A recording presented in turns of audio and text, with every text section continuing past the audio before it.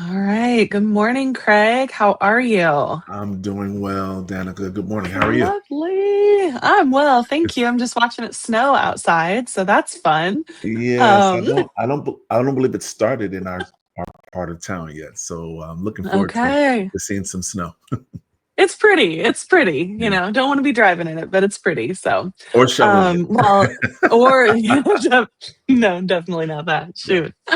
Um, yeah, well, thank you so much for joining me today. I'm really excited to talk about men and mental health and what, specifically like Missouri men, St. Louis area men, Lake St. Louis, Winsville, O'Fallon, Baldwin, Chesterfield, this whole area, right? Where Marble Wellness happens to have locations. yes. Um, I, I'm really curious about what your thoughts are on how men are seeking help, or not. The types of things that men are dealing with, especially right now. That either you're seeing in office or just existing as a man in the world, and then what we might do about it, or what we might suggest to men who could be watching, or their loved ones who might be watching and wondering how to support. So that's a really multi-layered question, I know, but so just lob some thoughts out there and let's chat. Sure. Thanks for the questions, Danica. Even the multi-layered, loaded question. I appreciate that. One of the things that's helpful for me thinking about men when they are pursuing therapy is oftentimes I think men suffer in silence. And the reason for that Mhm. is because of how society sees men in the larger context of working and providing and being, primary sole breadwinner. That is much more a traditional type of thought process when it comes to men in general. And so often men find their identity in their work, whether Mhm. that be work that's fulfilling to them, work that where they're successful in their fields, or work where they're not as successful, or perhaps they're looking to find what their niche is, or looking to find what their absolute primary career is. uh, Mhm. and I say absolute primary career because oftentimes men will work in certain areas where they know that this is just a stepping stone to what they want to do in the future. Sure. And one of the things that people have to understand about men is that there's a silent suffering, but there's also a silent competition between men in the workforce primarily. If you Mm. if you go to a party or an event or something like that, and it's two men who don't know each other, oftentimes, whereas women will ask, hey, how many kids do you have, or Mhm. where did you go to college, or something like that. Most often, in every case, men will say, what do you do? What do you do? Because Yep. work is where we find our identity. Work is where we find our purpose. Work Mhm. is how we see ourselves showing up in the world in meaningful ways. What have I seen as far as how men reach out for help? Oftentimes, men in certain relationships with other men, they don't feel necessarily confident to be vulnerable unless they're Mhm. given the signal or the cue to be vulnerable. And Okay.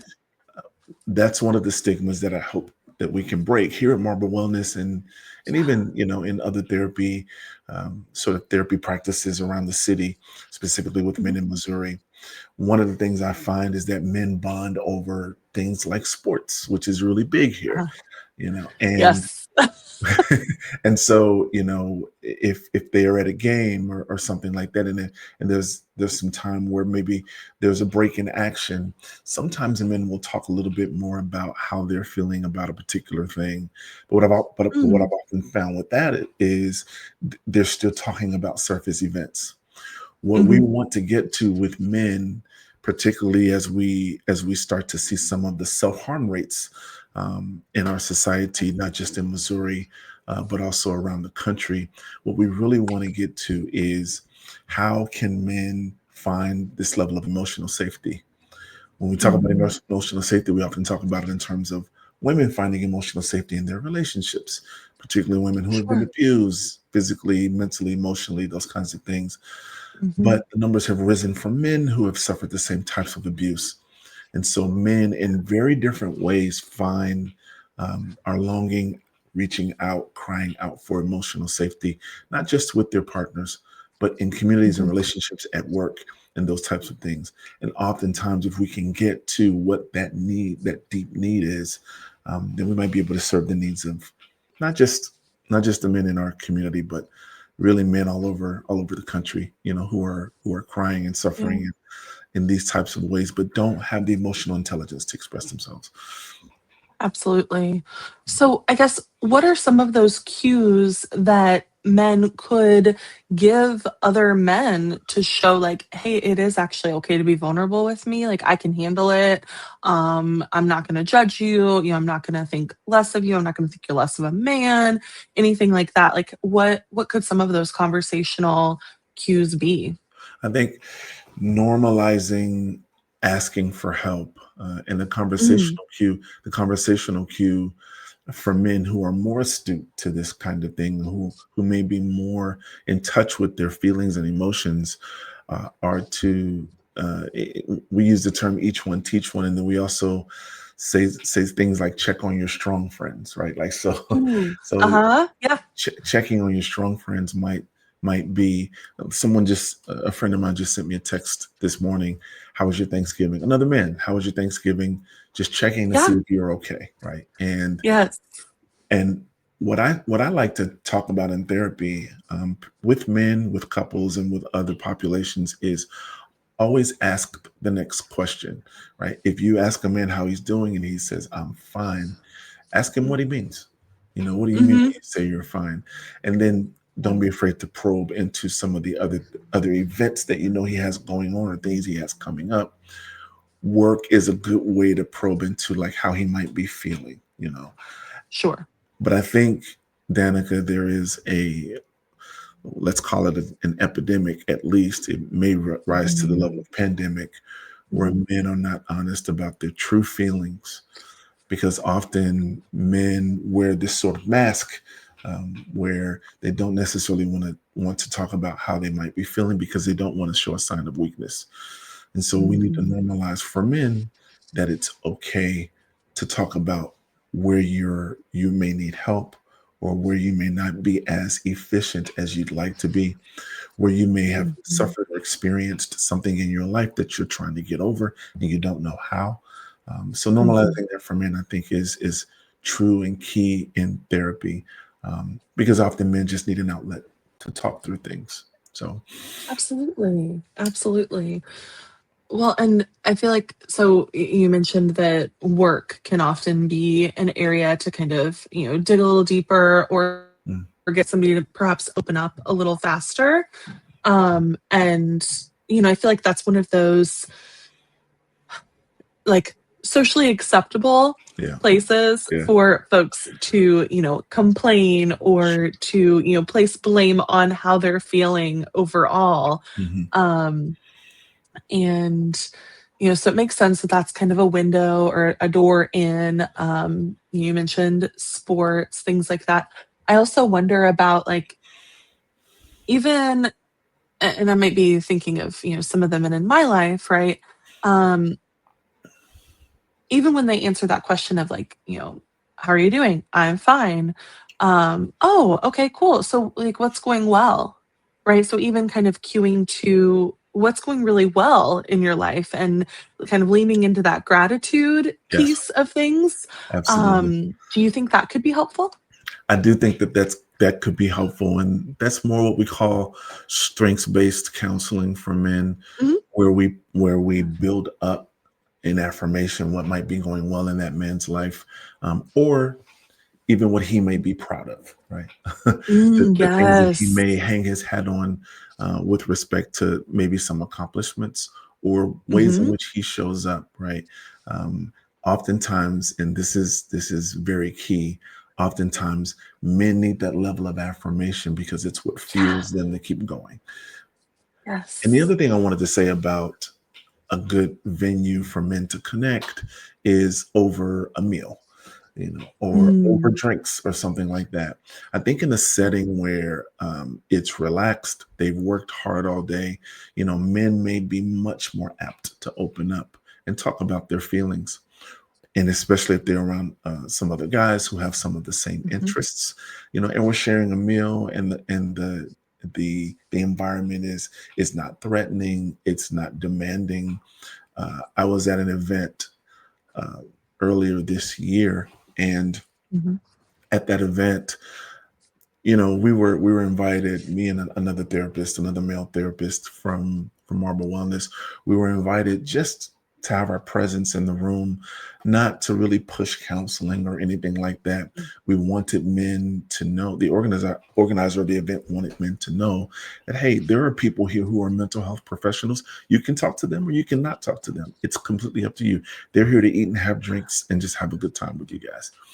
And Yeah. again, what was fascinating to me is, you know, after we just kind of listened to some music, had some conversations just about basic normal things, the amount of men who came to me and that other therapist, just sort of over the course of night and just started, you know, talking about all of these deep problems when they didn't even know us, signaled Mm. to me that men want to do this. They just don't know that they have permission to do it. And Mm. they want to do it in a way that's comfortable for them to open up. But when that door is Mm. opened, it remains open, and men feel much more comfortable to share their feelings, thoughts, and emotions. I love that.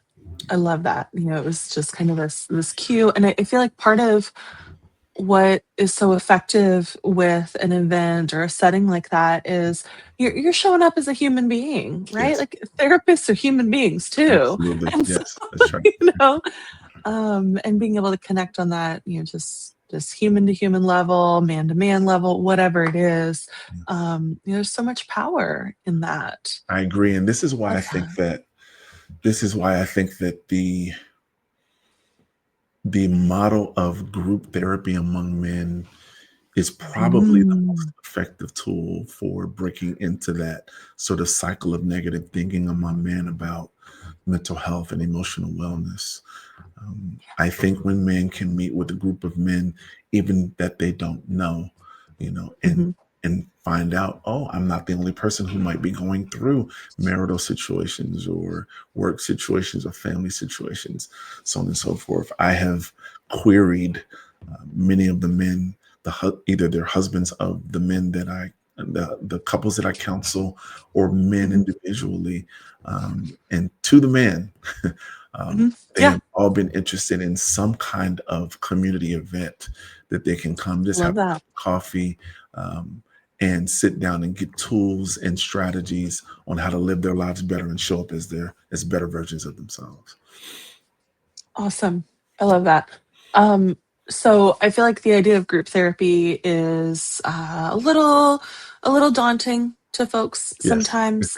You mentioned both group therapy and just like, kind of like a coffee chat Mhm. situation. Yes. And so, I feel like we might all know what a, sitting down with coffee might be, but what might a therapy group specifically for men look like? What could someone expect in a situation like that? Sure. Yeah. Thank you. I think one of the most important things, and I mentioned this earlier in our conversation, one of the most important things would be safety and security Mhm. for men. So when they enter into a group therapy context, I think men need be both be have the autonomy to speak and to share, meaning you have the Mm. choice of how much you want to share, at what level you want to share, and then men also need an activity to work through, right? So um, Okay.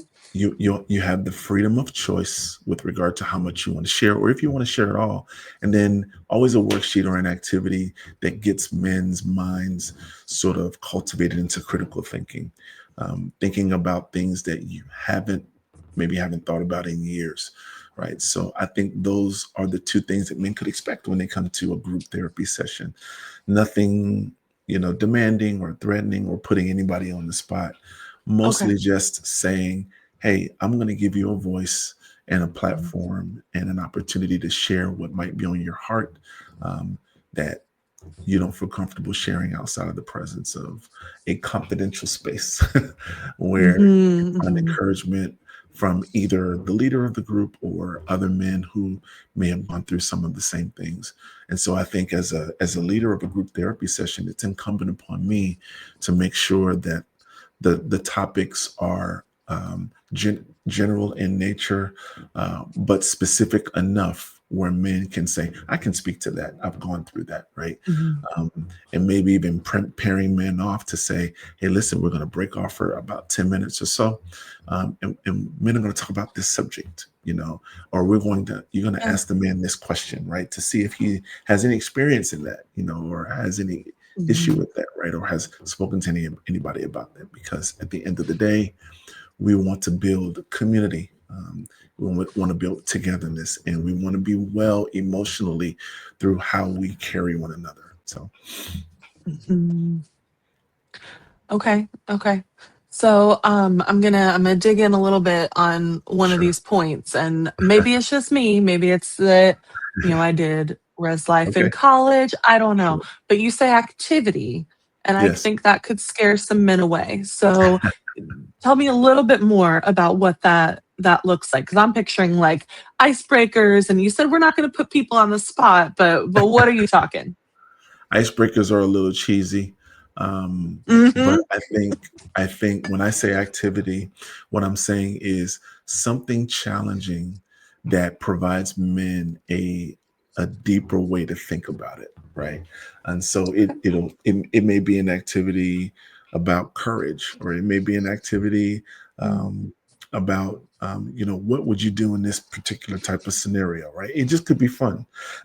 Yeah. Hey, I've got you in a boardroom, and you have these two particular options, right? But then somebody's, your wife's calling you on the phone, or your boss is asking for that report, and he wants it in 10 minutes, right? What are you going to do to Mhm. emotionally regulate yourself? Or do you know what emotional regulation is? Sure. And Okay. kind of throwing that scenario at them and giving them an option of like what they'd like to do, or a new thought Mhm. that they might have. Because if what I found is, whether it's a man working on a construction site, or whether it's a man working in the boardroom, or whether it's a man working in a food service area or hospitality industry, right? Just about every man has been in that pressure type of situation, and he's wondered to Mhm. himself, "Man, what should I do in this moment? I don't want to go off on this person because I don't want to lose my job, but I wonder if there's a third way to react to this Mhm. situation." Right. And Mhm. then once men respond to that riddle, or that question, or that activity based scenario, then we go back, and what I call, we just hot wash it, right, and review and say, "Hey, what are some better ways that we could have handled this?" Yeah. So Yeah. Okay. Okay.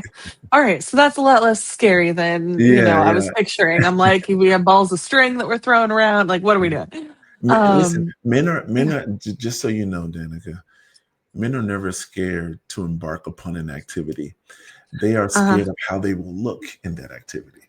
Yes. So if Yep. you assure them that there's no wrong answer, they'll be Yeah. fine. Perfect. Perfect. Well, and you mentioned challenge. You mentioned courage. Yes, I'm hearing those words. absolutely. Um, So speaking of, like those high pressure jobs, those and you mentioned at the top of our conversation about uh men finding their identity through work. I know that you have a particular place in your heart and your background for veterans and active duty military folks and men and women who are serving in those areas. Yes. Can you speak a little bit to some particular struggles that our veterans and military members might be dealing with, and how you might work through that in individual or even group therapy.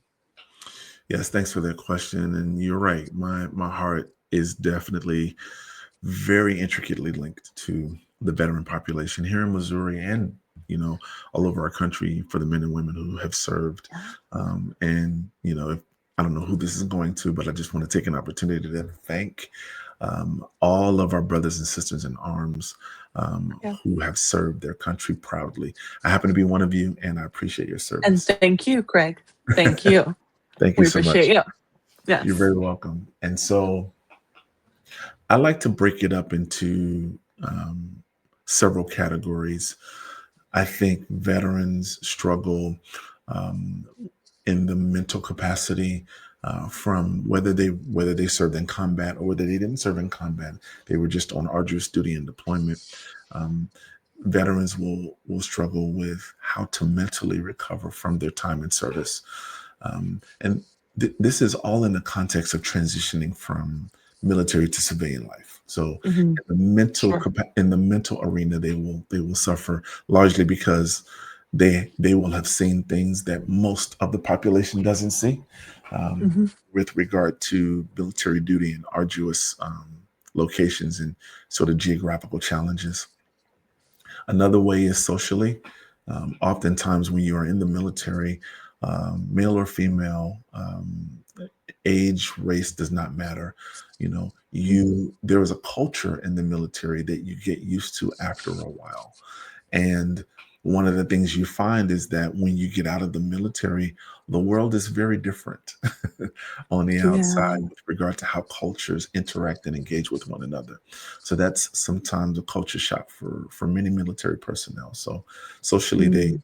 they have huge issues, right? Occupationally, trying to find meaningful work, and oftentimes there is not a good skills match between what the veteran did while they were in service to what's available Mhm. to them post service, right? And so depending on whether they were able to get their education while they were in, whether they were able to Mhm. get certain certifications or what have you, they may not have a lot of options when they come out. So occupationally, there's challenges, and then Sure. emotionally, there's challenges, largely because there is a push through it mentality in the Mhm. military, meaning we have to get the mission done. So oftentimes, how you feel and what you're thinking about, and problems that you have take a lesser place, right? And they take a back seat to the mission and getting it accomplished and making sure we get the job done. And so, Mhm. although there are resources available on base, on post, those kinds of things, oftentimes those resources are not able to be accessed because the schedule is so tight for servicemen and women who need to be on mission, on point, on task, in a place at a certain time, accomplishing Mhm. certain duties. And so, oftentimes, emotionally, we find ourselves all over the place. I will never forget, right before I was about to retire, I had never had counseling before, and Uh, there was every during that time, every military person getting out was required to have 12 sessions, or you could choose to have 12 sessions for oh, transition counseling, meaning they were okay. transitioning from the military to civilian life. And I remember, I remember going in for my first session. I was like, "Oh, yeah, if it's something that they'll give me, sure, I'll do it." I just thought Yeah. that I was going to go in there and we were going to talk about, you know, hey, this is how you feel about, what's going on with getting out, this is what you got to do. I was looking for more orders, right? Yes. Going Yeah. to You were looking for a prescribed way of prescribe moving out. things like just Yeah. like everything else, transition GPS class, veteran benefits, those kind of Yes. things, right? I was looking for more of the same when I walked into the counselor's office. Of And I course. will never forget, I walked in, I sat down. I was in uniform that day. I walked in, I sat down, and the counselor sat down and she smiled at me and she said, "So, Craig," she said, "you're about to retire soon. How do you feel about that?" And I just completely broke down in tears, Danica, because it was never a question I had Sure. ever thought about. I No. imagine what it might have been like after 20 years, almost half of my life being in the Yeah. military. Okay, what was I going to do? Before that, I grew up in Chicago and, you know, didn't really, just kind of came through high school, that kind of thing, right? Joined the military when I was 19. And so now someone's Yes. asking me, okay, you got to get out now. Like, how do you feel about that? And Right. I never thought about it. Yeah. So it Like, kind I of, get to feel some kind of way about this. It's oh just the yeah, thing that's gonna happen next.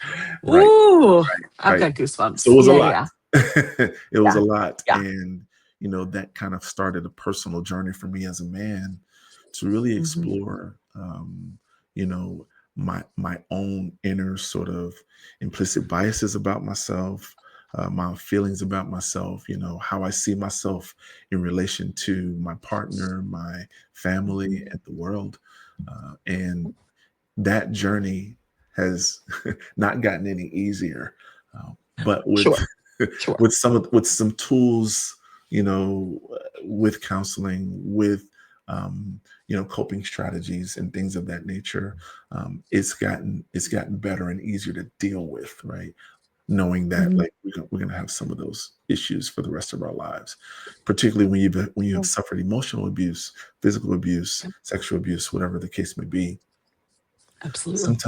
Sometimes you have to get to the what I call the least ray of sunlight, right? If you can see the least ray of sunlight, you know that the sun is there in all of its power and beauty and Mm, glory and all of those things, right?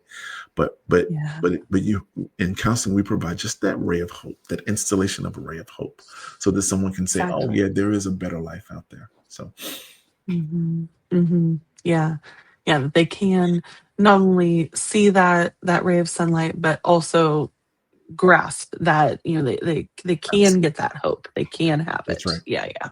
absolutely, 100%. Thank you. Thank you for sharing all that.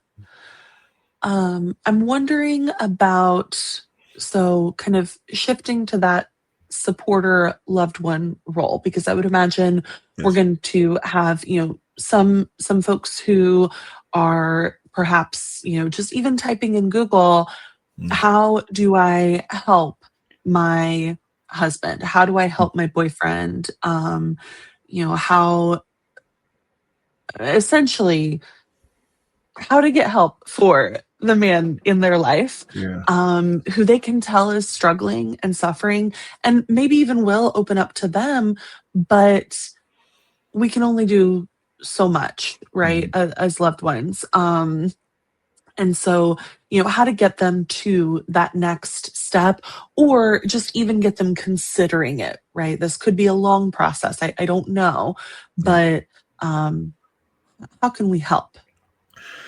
You know, that's a really good question. And I think that, well, let me just say this about most of the female partners of the men with whom I counsel.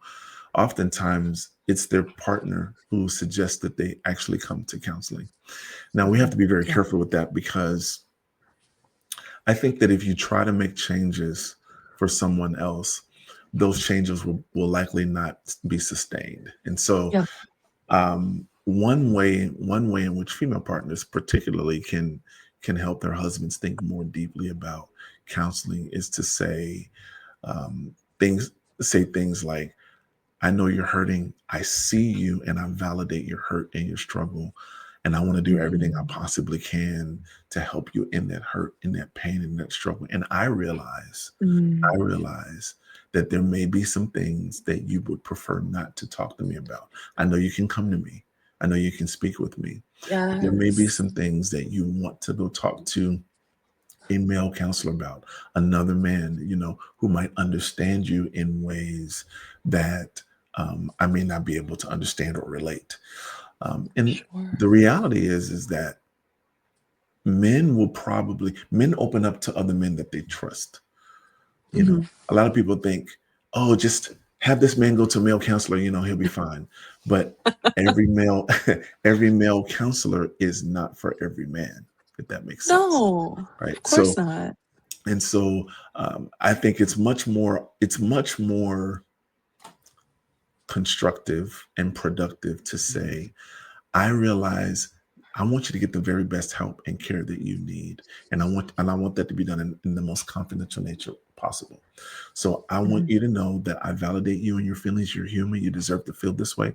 I want to affirm you as the man that you are. And I also want to say to you, I want to give you the choice and the truth and the autonomy to say, you can come back and tell me about what you talked about, or you could not.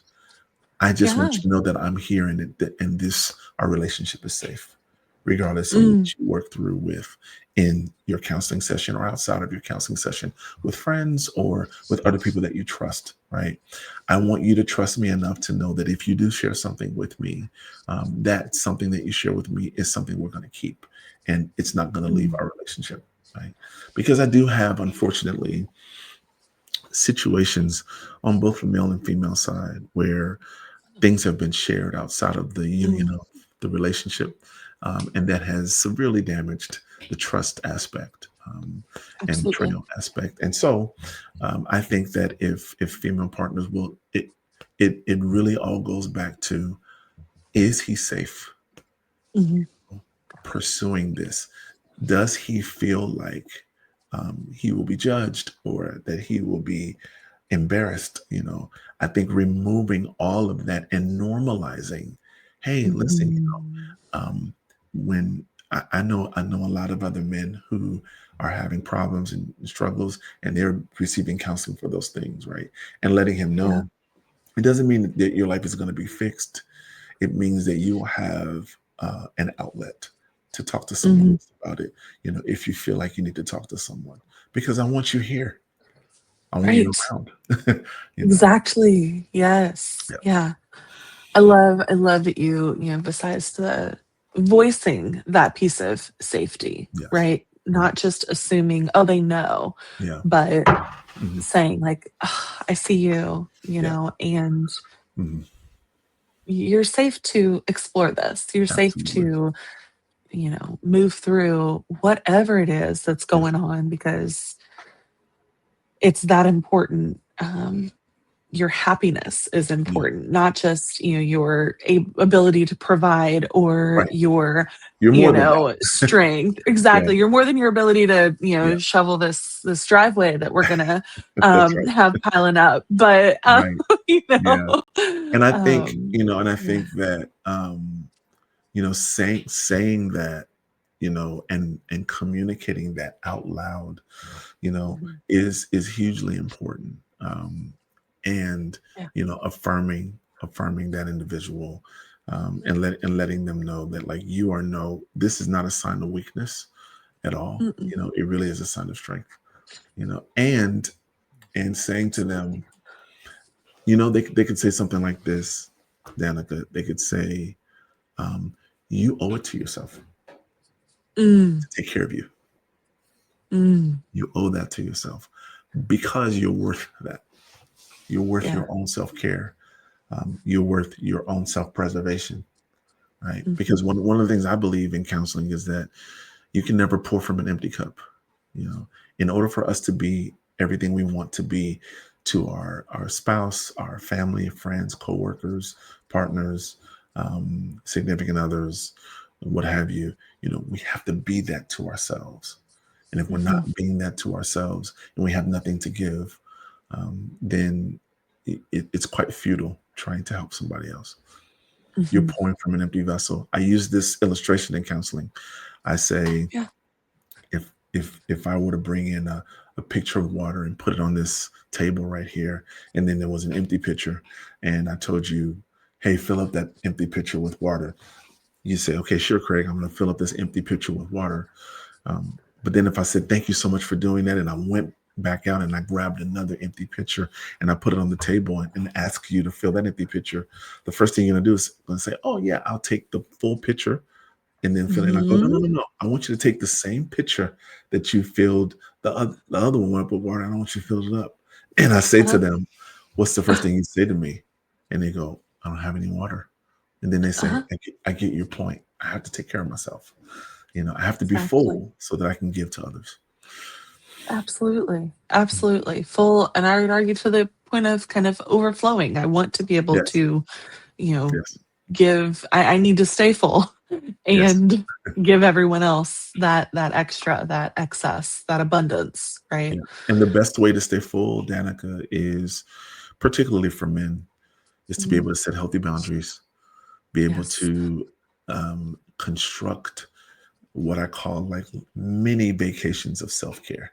Sometimes we can't always Mm, go to Bali or, you know, Jamaica or whatever. Like we can't always sure. do that, but we can establish these little mini vacations in our mind and mini Mhm, vacations just in our environment, right?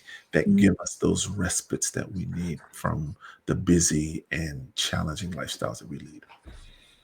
What would some of those mini vacations of self-care look like? It could be just a day where, there's I would say a day where there's no phone, no TV, Mm, no outs nothing from the outside world, right? And you could sit in your room and do absolutely nothing if that's what's most comfortable for you. mhm. You could be in your pajamas. You don't have to put anything on, right? And I would say engage all of the aspect of the senses. Something you see, something you say, something you hear, something you touch, right? Make sure you do all of those things in a way that's going to enrich you that day, right? That has nothing Yeah, to do with anybody else, right? That's yeah, an example of a little mini vacation you could take just for a day. sounds lovely. I love that idea. Might steal that one. Oh, it's something I should do more of myself, but Exactly, exactly. Love that. Awesome. Okay. Um, so you've given us so much wisdom today. Thank you so much. um, Is there anything else that you just really want men and or their loved ones, the community to know about men's mental health? Um, that you really want to make sure gets said. I want men to know that you are not alone. I know it may seem like there are challenges and obstacles that cannot be overcome, but I think if you take the time, breathe, and really examine the obstacles and the challenges for what they are, I think what you might find is if you ask yourself the next question and give yourself the next infusion of grace, you might see how that challenge, that obstacle, that thing can be a stepping stone to your next best self. But if you decide to allow that obstacle to stop you, you'll never get to see what's on the other side. So Mm, that's what I want men to know, and the families who support them. Encourage that man to be to work his way back to who he already is. mhm, He's mhm. already a man um, who is really wired for greatness and wired for emotional sensitivity and wired to serve his community and to do all of those things. We are just working our way back to who we really are. Absolutely. Absolutely. Oh, I love that. And I feel like one of the things that keeps coming up for me is this idea of it takes courage Yes. to connect, Yes, right? absolutely. So, even just the reaching out for help, or whether that's reaching all the way out to a therapist or a practice like Marble Wellness, or even just voicing to someone else in your life, Yes. hey, I really think I could use some help. That is such a tremendous, step Agreed. of courage toward connection. Yeah, I agree. And I think that finding someone you trust is huge. And I Mhm. often tell men, I use the analogy of sort of a steam engine or, an engine or something like that. Like everything has to have a pressure relief valve. You know, Yes. if you want to think of counseling or speaking with a trusted friend or family member as a Mm, pressure relief gauge, think of it that way yes. because your machine, your body, your mind, your emotions, it won't be able to operate in an efficient manner if it doesn't release that Yes. steam. So, you got to release Absolutely. that steam. Absolutely. Well, thank you. That's such a powerful visual. I appreciate that so much. Sure. I'm gonna, put this on the bottom of the screen, a little banner about how folks can reach out. But Awesome. can you just kind of, tell us a little bit in your words about the best ways to get connected with either you as a therapist or anyone else who specializes in men's mental health in Marble Wellness? Sure. Yeah. If you go to the website that's on the screen, you can just look up my name, Craig Carlton. And then if you go to the little about section that we have there, there are therapists with their biographies of the specialties that they have and the communities that they serve. And just, think about it with your family and pick which one is right for you. And I'm sure we cover just about the whole gamut of You really therapeutic. do. It's Yeah, wild. so yeah, so there's a Yeah. lot of there are a lot of people who could serve you well, whether you're a man dealing with the things that we've talked about today, PTSD, depression, anxiety, or what have you, or you have a young man. I'm about to see my first child, 10 Oh years my old, goodness. and who's Yay. dealing with the things that kids deal with at that age. It really doesn't matter across the board. Reach out to our website for help, and I'm sure that we can find someone to assist you in what you need. Well, and what a gift to give a young man, a child, or even a teen, young adult, the gift of therapy, of establishing that it is okay to get help so That's early on so that Yes, it's not something that they're questioning later down the road. absolutely. Yes, I love that agreed. too. Agreed. Wonderful. Well, thank you so much for your time today, Craig. I Thanks appreciate for you, having and me. I just love talking with you. Thank I enjoyed you. this. This was great. Me too. Absolutely. Thank you. I'm All right. Have a good one. trying to end the recording. There we go. I'll have to I, trim that I'm trying out. to smile through it.